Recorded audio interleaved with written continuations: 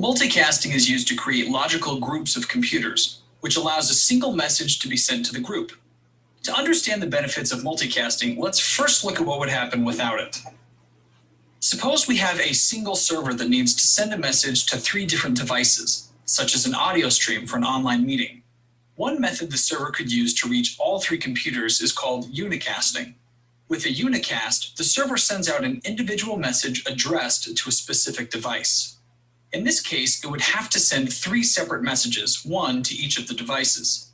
Each message is identical to the others. To do this, the server must know the IP address of each device.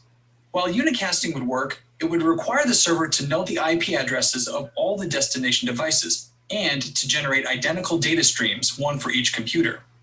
This creates a great deal of network overhead, as the same data is sent redundantly to multiple computers. Another option would be to use a broadcast. A broadcast is a single packet that's sent to all devices. In this case, the server sends out one message using a special broadcast address. All devices receive the message and process it. However, if I have additional devices on the same network segment, they will also receive that same message even though they weren't intended to. Another problem with broadcasting is that routers are usually configured to not forward broadcast messages. So if there are routers separating my sending server and my receiving devices, the broadcast traffic will reach the router but will not be forwarded through to the destination hosts. Multicasting, on the other hand, uses the Internet Group Management Protocol, or IGMP, to define multicast groups and group members. Routers can use IGMP to send messages to subnets that have group members. First, the router sends out a message addressed to 224.0.0.1, which is a special reserved IP address on the local subnet. The message asks any host that is a member of any multicast group to please respond. Each host then responds with a list of the multicast groups it's a member of. Multicast groups are identified by special IP addresses in the reserved range of 224.0.0.0 and 239.255.255.255.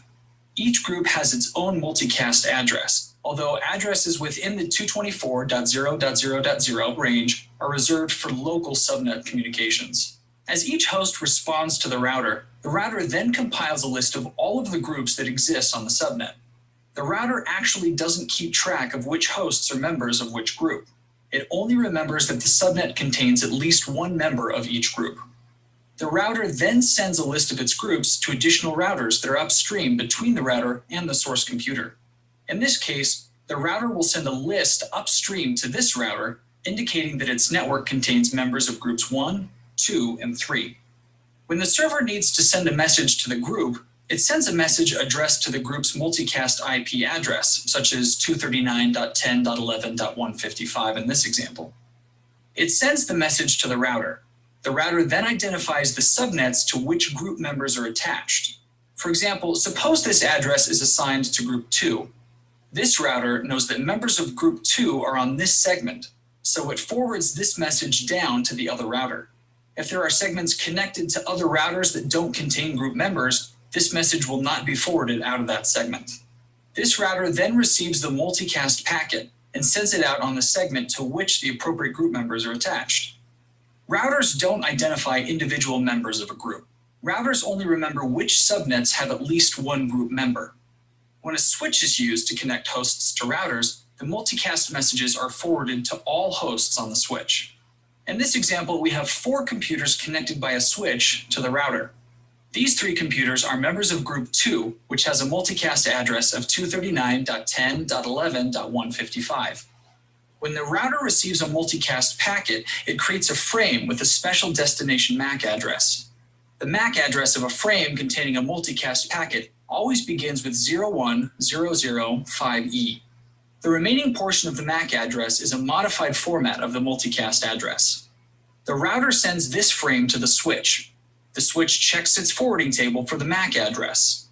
Suppose it finds that none of the hosts connected to any of its ports has the MAC address that matches the address used with the multicast frame. Because it's an unknown address, the switch will flood the frame out on all ports to all connected devices.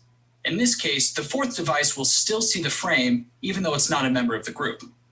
However, because it's not looking for this MAC address, it won't actually process the frame and receive the multicast data stream.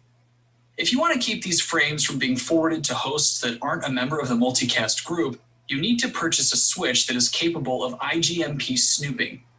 With IGMP snooping, when each device responds that's a member of a multicast group, the switch examines those frames to identify which groups each host is a member of. Using this feature, the switch is able to create a list of which hosts are members of each group. When a multicast frame arrives at the switch, it can forward the frame to just the individual group members. It won't forward the frame to devices that aren't members of that group. The Internet Group Management Protocol makes network communication more efficient because it allows a single data stream to be forwarded to multiple hosts. It also simplifies management because it identifies network segments that have group members, preventing unnecessary data from being transmitted on subnets without group members. That's it for this lesson. In this lesson, we reviewed how unicast, broadcast, and multicast messages are sent over a network. We spent time talking about how the IGMP protocol is used to manage multicast messages. Then we ended this lesson by discussing how IGMP snooping on a network switch can optimize multicast traffic.